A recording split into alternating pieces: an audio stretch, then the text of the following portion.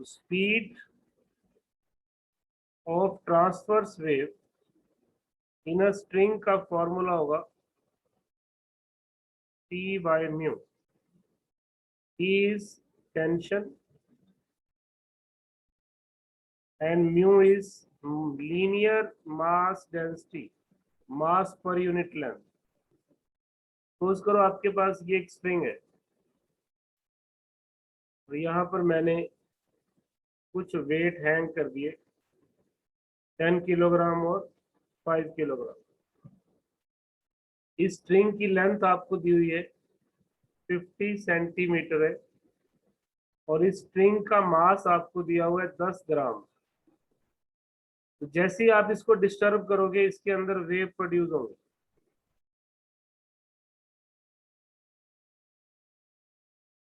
जब wave produce होंगी तो आपको बताना है वेव की वेलोसिटी।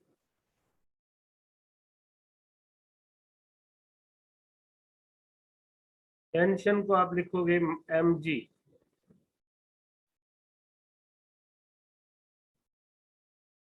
और म्यू को आप लिखोगे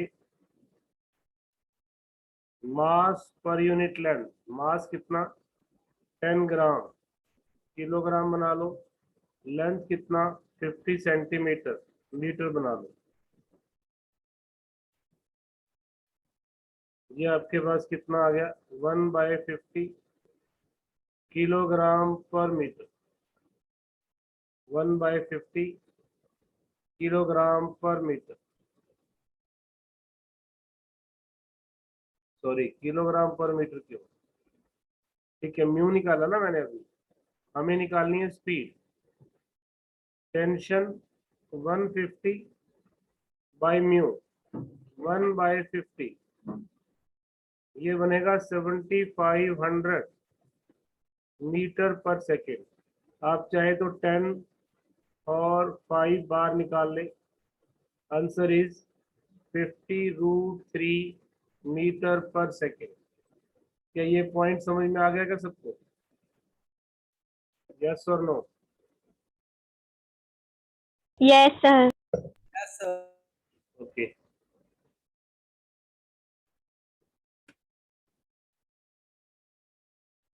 तो यहाँ मैं आपको दिखा रहा हूँ डायग्राम से। जैसे ही स्ट्रिंग को आप जर्क दोगे तो उसके अंदर वेव प्रोड्यूस होंगी। ये करने की जरूरत नहीं है अभी, आपको प्रूव करना ही नहीं है, कोई प्रूव नहीं करना, ये लास्ट रिजल्ट करना है। हमने डायमेंशन से कर लिया था इसको 11 से। आपको ये कोई प्रूफ नहीं करना, आपको ये याद रखना है कि velocity is tension by mu.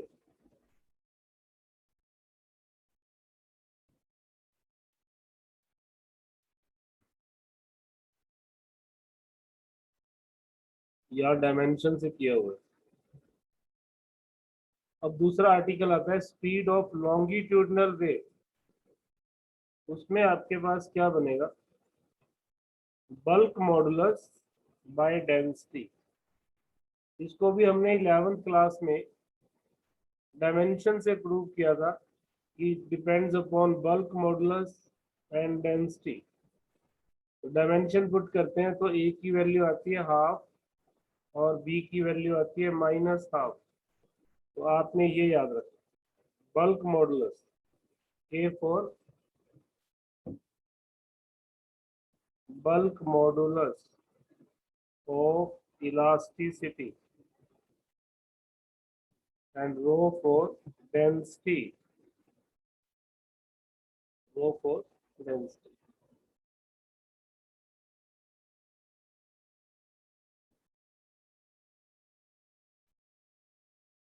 कुछ नहीं लिखना आपने, कुछ नहीं पढ़ना, बस आपको ये जो फॉर्मूला मैंने दिया है उसका ध्यान रखना।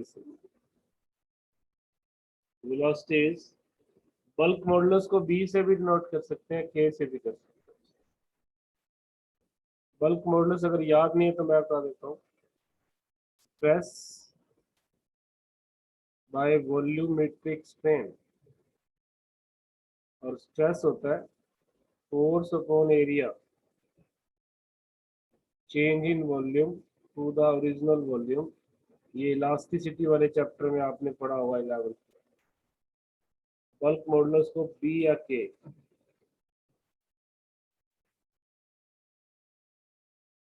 अब यहाँ देखिए दो चीजें आ गई। लिक्विड के अंदर तो आप क्या लोगे, लिक्विड के अंदर तो आप बल्क मॉडुलस लोगे, सॉलिड के अंदर तो वॉल्यूम चेंज नहीं होगा ना, तो वहां आप लोगे Young's modulus, Young's modulus of elasticity.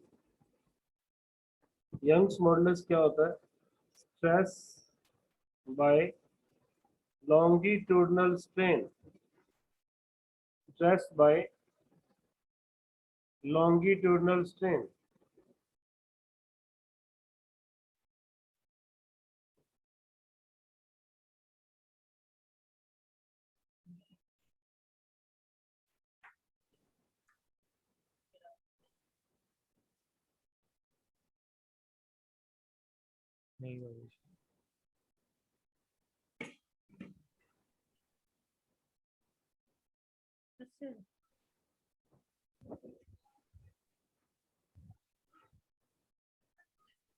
एक मिनट बेटा,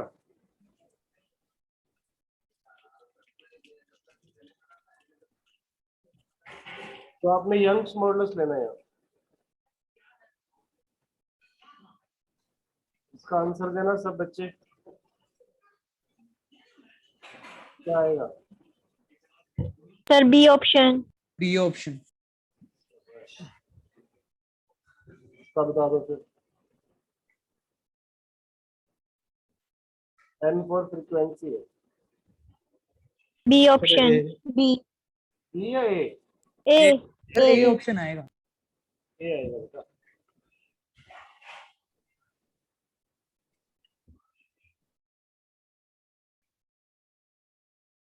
C. सी आएगा, सॉलिड आ गया ना। अगर यहाँ लिक्विड होता या गैस होता तो आप ये देते, सॉलिड के लिए आपको ये देना।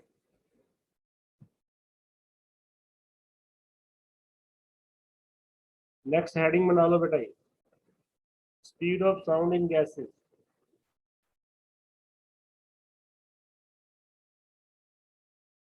मैं आपको समझाता हूँ। साउंड एक लॉन्गिट्यूडनल वेव है,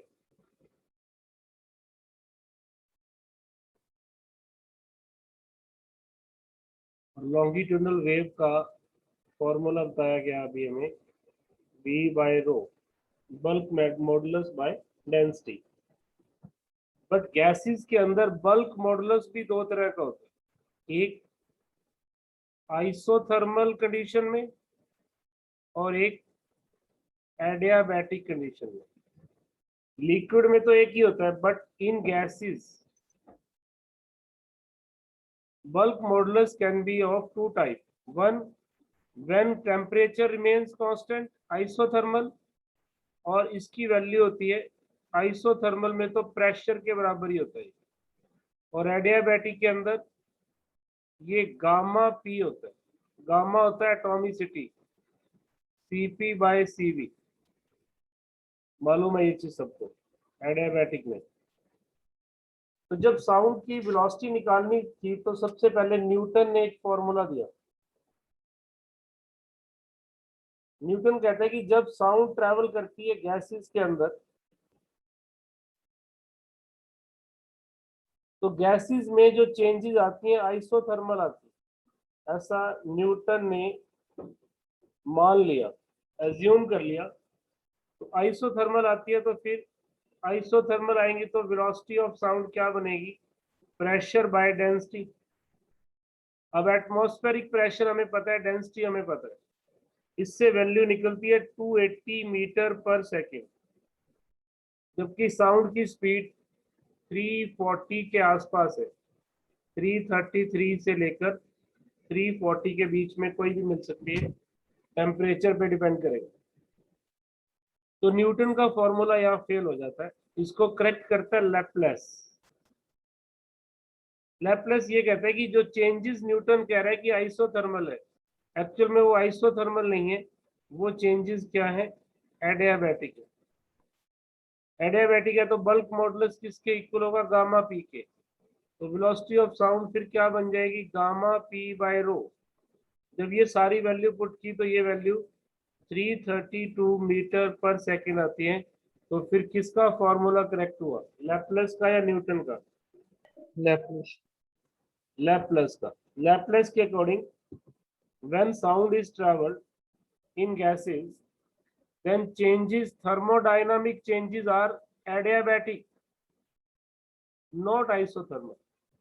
उनके रीजन में जाने की जरूरत नहीं है, इतना याद रखें, एडियाबैटिक। और एडियाबैटिक में बल्क मॉडुलस होता है गामा पी, आइसोथर्मल में होता है पी। जब पी लेके वैल्यू निकाली तो वो रॉन्ग आई, जब गामा पी से वैल्यू निकाली तो वो करेक्ट आई। तो फिर इस फॉर्मूले को वेलोसिटी ऑफ साउंड मान लिया गया गामा पी बाय रो। तो अगर आपसे वेलोसिटी ऑफ साउंड का फॉर्मूला पूछा जाए तो आपने क्या लगाना है, गामा पी बाय रो। किसी को पूछना हो बेटा इसमें,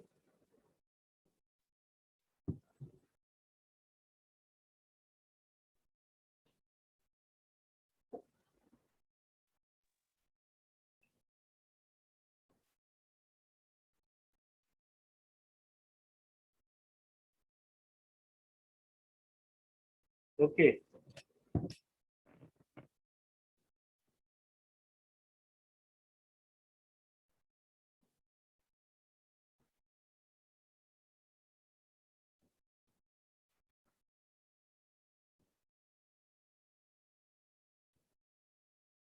कुछ पढ़ने की जरूरत नहीं है बेटा, मैंने आपको सारी चीज बता दी।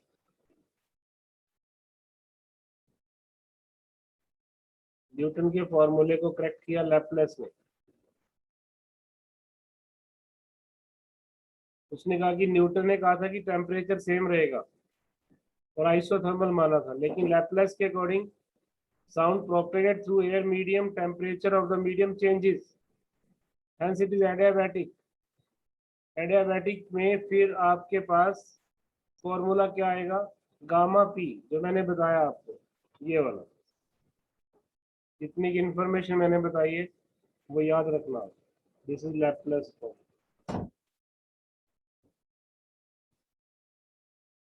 कर सकते हो क्या, यस नो?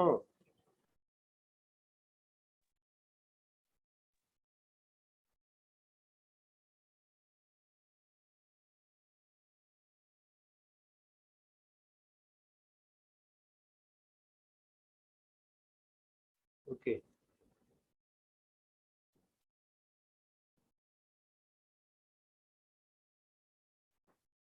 ये नोट करो बेटा। सॉलिड में वेलोसिटी ज्यादा होती है गैसेस से, आप ऐसे याद कर लो, सॉलिड में सबसे ज्यादा, लिक्विड में उससे थोड़ा सा कम, गैसेस में सबसे कम। अगर आप पानी के अंदर से बोलते हो या किसी मेटल के अंदर से बोलते हो तो साउंड जल्दी ट्रैवल करेगी मेटल में एज कंपेयर टू गैसेस और लिक्विड, क्योंकि यंग्स मॉडुलस की वैल्यू ज्यादा होती है, बल्क मॉडुलस।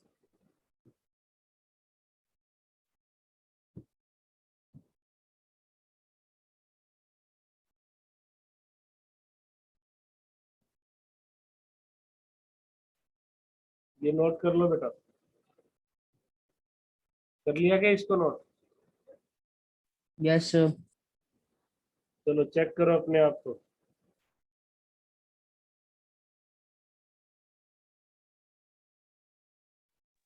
सी। सर सी।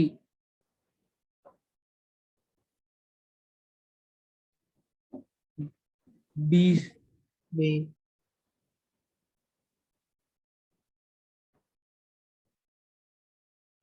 B. बी।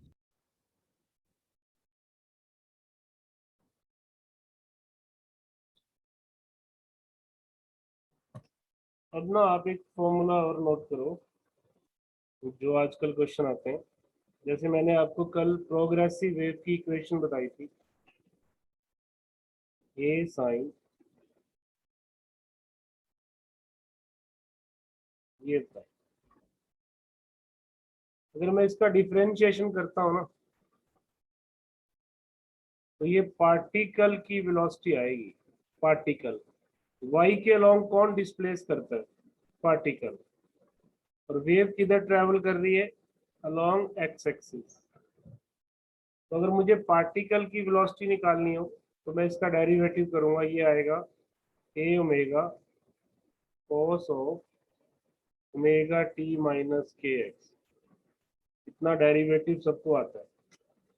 लेकिन अगर मैं y का डिफरेंशिएशन x से करता हूँ, x से, इसको बोलते हैं slope. D y by d x को बोलते हैं स्लोप, और d y by d t को बोलते हैं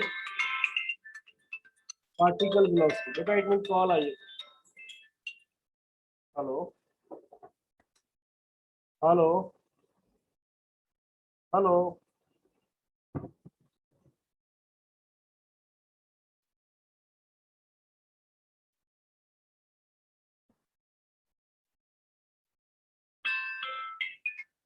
hello sir, sir good evening. वाह जी वाह, कमाल हो गया। हाँ जी हाँ जी। हाँ जी सर, हाँ जी हाँ जी।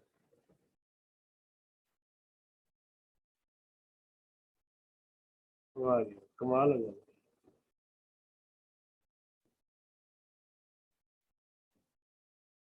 जी जी जी जी जी।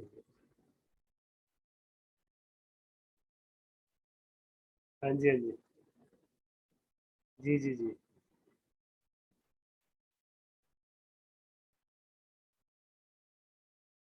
जी जी।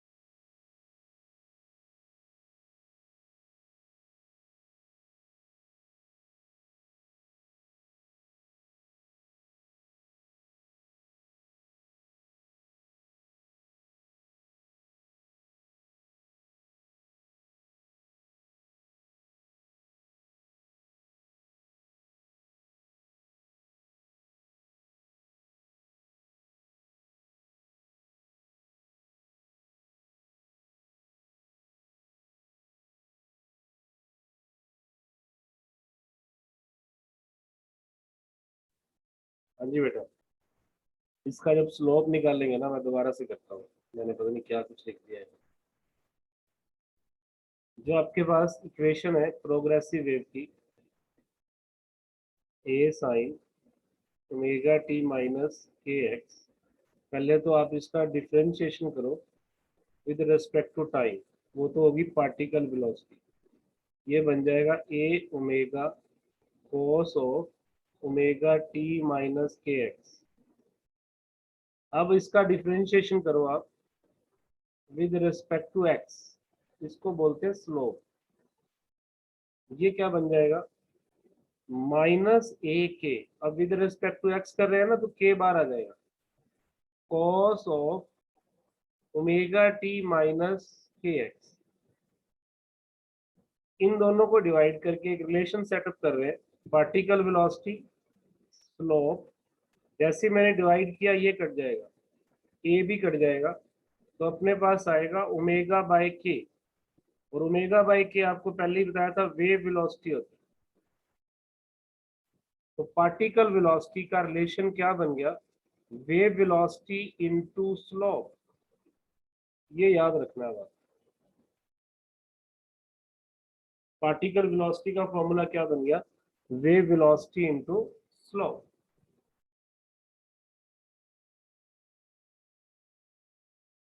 तो अगर आपको कभी इस तरह का क्वेश्चन आ जाए, ये एक वेव है, इस पार्टिकल की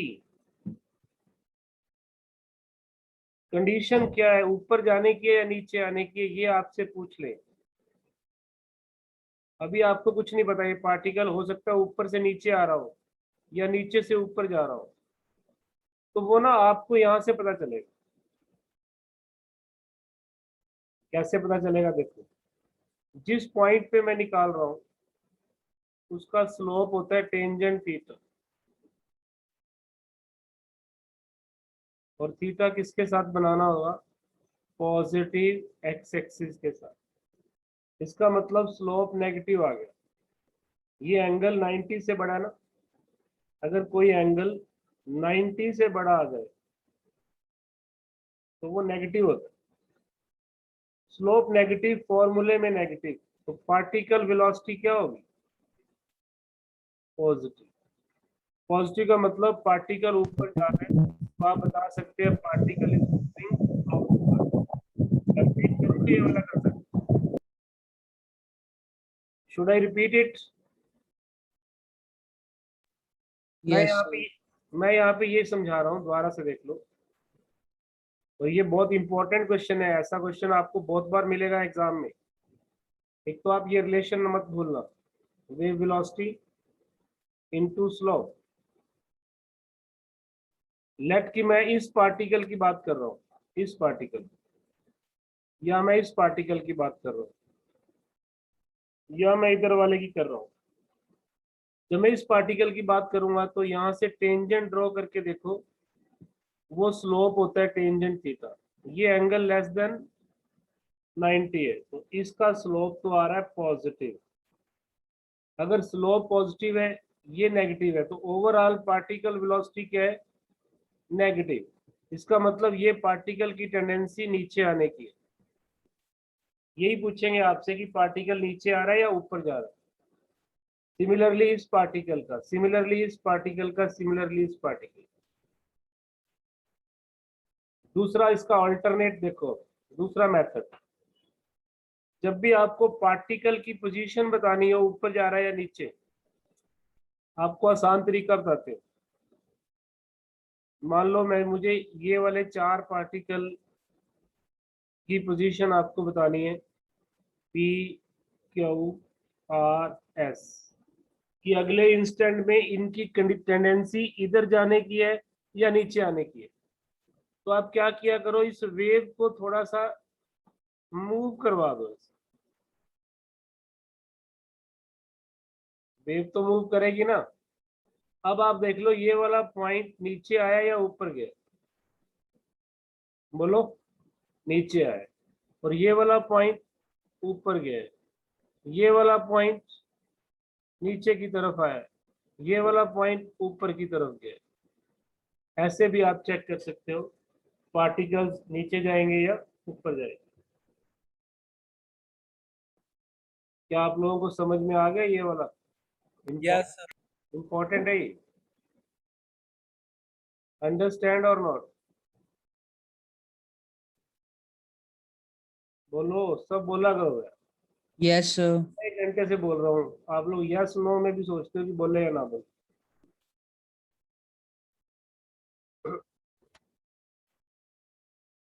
तो इस सुपरपोजिशन पे मैं आज नहीं आना चाहता, क्योंकि ये एक अलग टॉपिक हो जाएगा सुपरपोजिशन वाला। आज अपने को सिर्फ और सिर्फ इसके न्यूमेरिकल्स करने हैं, वेव वेलोसिटी वाले। मैं कुछ क्वेश्चन निकालता हूँ, आप उसके आंसर्स करना। अभी सुपरपोजिशन पे हम आज नहीं आ रहे।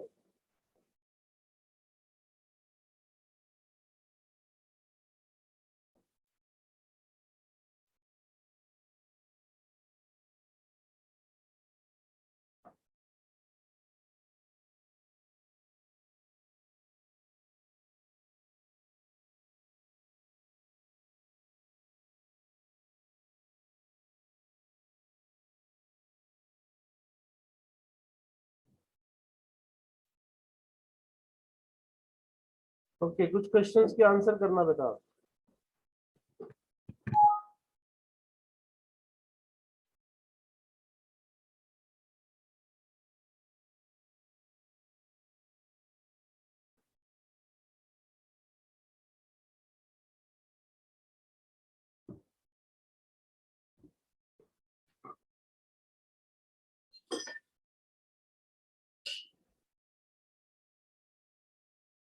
फर्स्ट क्वेश्चन आपके लिए,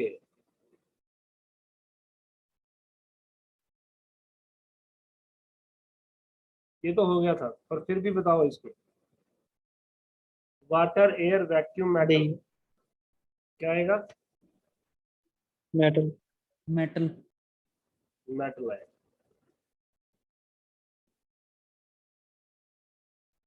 इसका बताओ आप। A. जल्दबाजी मत करो, ये कंपटीशन लेवल के क्वेश्चन है सारे। A. C.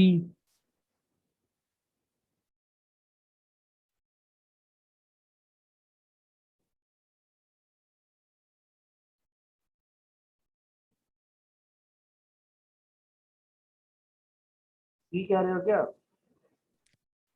Yes, sir. Okay, सी आप इसलिए कह रहे हो क्योंकि आपको पता है कि Young's modulus perfectly black body का क्या होता है? इन्फिनिटी। इसलिए कह रहे हो, बिल्कुल सही कह रहे हो।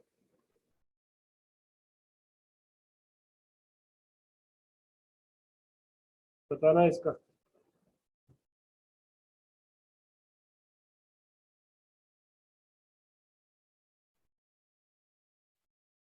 ये तो आसान है, बोलो।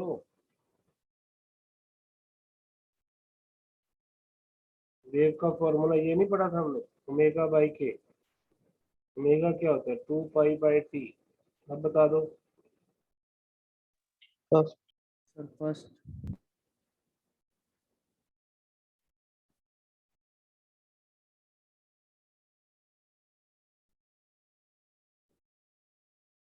तो याद ही करना है बेटा, क्रैम कर लो। सोनार होता है साउंड नेविगेशन एंड रेंजिंग। जो नेविगेशन यानी कि जो आपके पानी वाली जो सेना है वो इसको यूज करती है, साउंड नेविगेशन एंड रेंजिंग। और जो रेडार होता है, रेडार वो एयरफोर्स यूज करता है, उसमें रेडियो वेव्स यूज होती है। Radio detection and ranging. तो साउंड जहां आएगा ना, साउंड अल्ट्रासोनिक साउंड वेव है, इंफ्रासोनिक भी साउंड वेव है, लेकिन इसकी फ्रीक्वेंसी ज्यादा होती है। इंफ्रासोनिक की फ्रीक्वेंसी 20 हर्ट्ज से कम होती है और इसकी 20,000 हर्ट्ज से ज्यादा होती है। इसके बीच में जो होता है वो ऑडिबल रेंज होती है, जिसको हम सुन सकते हैं। 20 हर्ट्ज से लेके 20 किलो हर्ट्ज तक ऑडिबल फ्रीक्वेंसी होती है, ऑडिबल, जिसको हम सुन सकते हैं। हम इससे कम नहीं सुन सकते, इससे ज्यादा नहीं सुन सकते। हमारे कानों की एक सेंसिटिविटी है कि हम अपने ईयर्स में इसके बीच की फ्रीक्वेंसी को ही ऑब्जर्व कर सकते हैं। तो जो फ्रीक्वेंसी 20,000 हर्ट्ज से ज्यादा है उसको बोलते हैं अल्ट्रासोनिक, और जो 20 से कम है उसको बोलते हैं इंफ्रासोनिक, और जो इन बिटवीन है उसको बोलते हैं ऑडिबल फ्रीक्वेंसी। Yes, ultrasonic.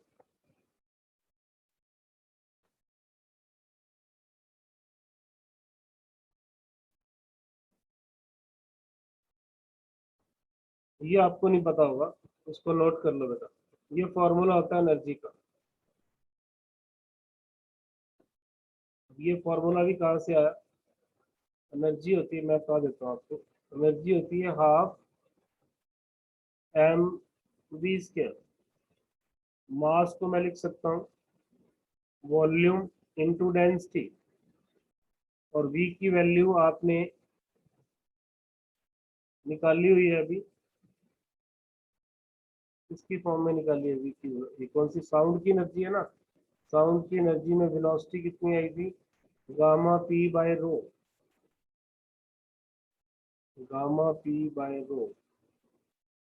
यहाँ मैं अगर पुट करता हूँ half V density V square gamma square pressure by rho square, but ये इसको लेके आया इस फॉर्म में। एक बार ये नोट कर लो फॉर्मूला, मैं चेक कर लूंगा ये कहाँ से लाया है। Energy of the sound wave का फॉर्मूला एक बार आप नोट कर लो। Half rho omega square amplitude में लाया ना, ए स्क्वायर इंटू वॉल्यूम। वैसे तो ये यहीं से बना के देखते हैं, रो इंटू वॉल्यूम तो मास होता है, और ये कोई वेलोसिटी लाया होगा, और वेलोसिटी इसने लिए ओमेगा ए। यस, ये मैक्सिमम वेलोसिटी होती है। ठीक है, ये हो गया। जब जब आपके पास ऑसिलेटर अपनी मीन पोजीशन से पास करेगा तभी उसके पास काइनेटिक एनर्जी होगी। जब वो एक्सट्रीम पोजीशन पे होगा तो उसके पास पोटेंशियल एनर्जी होगी। तो मैक्सिमम वैल्यू, यहाँ वेलोसिटी की मैक्सिमम वैल्यू होती है v is equal to A omega. ये फॉर्मूला वहां से बना हुआ बेटा, मैं दोबारा से बता देता हूँ, आप नोट कर लो। ये इंपॉर्टेंट फॉर्मूला भी है। एनर्जी, एनर्जी आप काइनेटिक निकाल लो, मैक्सिमम काइनेटिक निकालोगे तो वो टोटल के बराबर होती है, क्योंकि के मैक्स और के पोटेंशियल एनर्जी मैक्स दोनों बराबर होती हैं, जो कि टोटल एनर्जी के इक्वल होते हैं। ऐसा आप एसएचएम में पढ़ चुके हो, अगर आपको ग्राफ याद होगा एसएचएम का, एक इधर था एक इधर था, वहां से। तो यहाँ से अगर मैं एनर्जी निकालता हूँ half M V square, V square को मैं ए ओमेगा लिखता हूँ, और मास को मैं लिखता हूँ वॉल्यूम इंटू डेंसिटी, तो ये फॉर्मूला बन जाएगा। तो इस फॉर्मूले को याद रखना। ओमेगा को लिखा है 2 पाई एफ। 2 पाई एफ का मतलब क्या हो गया? 2 पाई 4 पाई एफ स्क्वायर। तो ई किस पे डिपेंड करेगा? एन स्क्वायर पे। तो ये इंपॉर्टेंट क्वेश्चन है बेटा, नोट करो। E is directly proportional to n square.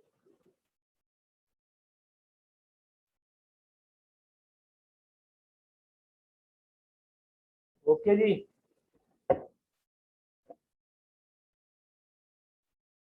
yes sir।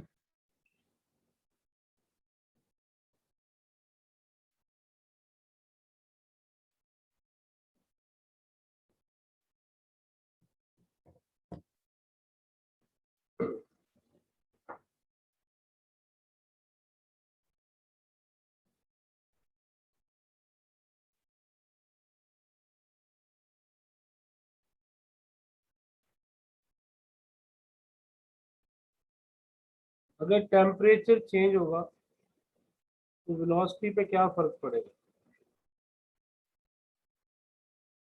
Gamma P by रो होता है और पीवी को आप लिख सकते हैं एनआरटी। तो यहाँ से पी की वैल्यू क्या आएगी? NRT by V. तो वेलोसिटी कहीं ना कहीं gamma nRT V rho. Velocity is directly proportional to temperature. अब इसमें अपने को कुछ और कहा हुआ, tuning fork produces wave in medium. If temperature of the medium changes, then क्या एम्पलीट्यूड पे फर्क पड़ेगा, फ्रीक्वेंसी पे फर्क पड़ेगा, वेवलेंथ पे फर्क पड़ेगा, या टाइम पीरियड पे फर्क पड़ेगा? एक चीज आपको बता दें, फ्रीक्वेंसी कभी चेंज नहीं होती। वेलोसिटी होती है एफ लैम्डा। अगर वेलोसिटी पे फर्क पड़ेगा तो किस पे फर्क पड़ना चाहिए? सोच के बताओ आप। पीछे आ रहा हूँ। वेवलेंथ पे फर्क पड़ना चाहिए। तो ऐसे क्वेश्चंस को ना आप नोट करो कि अगर टेम्परेचर चेंज होता है तो वेलोसिटी बढ़ती है। वेलोसिटी होती है एफ लैम्डा और फ्रीक्वेंसी किसी भी हालत में चेंज नहीं होती। Velocity is directly proportional to lambda. तो क्या चेंज होगा? लैम्डा चेंज होगा, वेवलेंथ विल चेंज।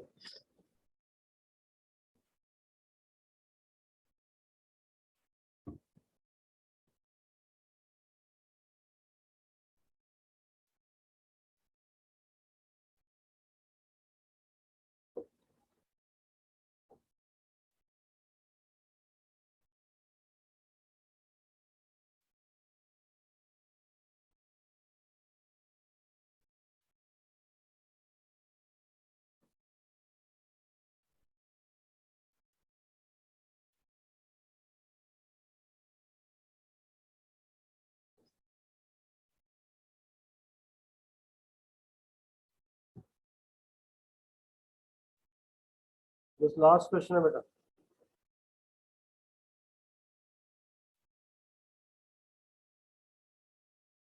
मुझे बता दो इसमें से क्या आंसर है।